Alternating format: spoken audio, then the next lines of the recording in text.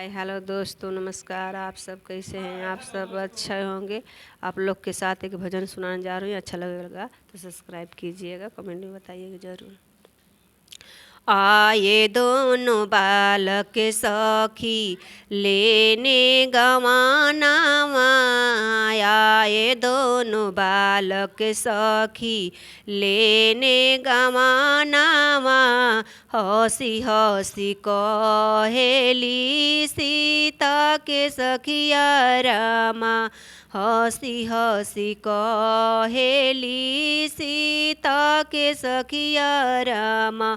कैसन हौं देवर सखी कैसन सजनावा, आए दोनों बालक सखी लेने गवानावा, आए दोनों बालक सखी। रोई रोई कहेली सीता सुंदरिया रामा, रोई रोई कहेली सीता सुंदरिया रामा।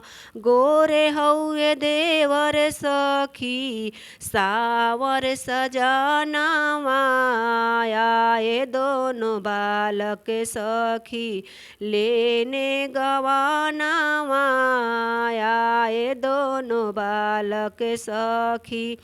रोई रोई कहेली सीता सुंदरिय रामा, रोई रोई कहेली सीता सुंदरिय रामा। गोर हौं देवर सखी सावर सजनावा, आए दोनों बालक सखी लेने गवानावा। हंसी हंसी कहेली सीता के सखिया रामा, हंसी हंसी कहेली सीता के सखिया रामा।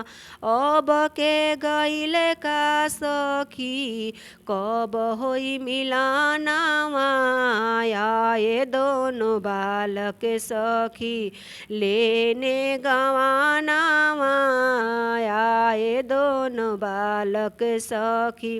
रोई रोई कहेली सीता सुंदरिया रामा, रोई रोई कहेली सीता सुंदरिया रामा।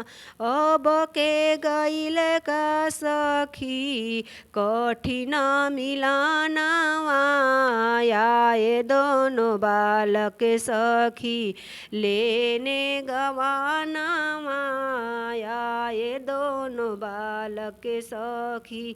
अब के गईल का सखी कठिन मिलानावा, आए दोनों बालक सखी लेने गवानावा।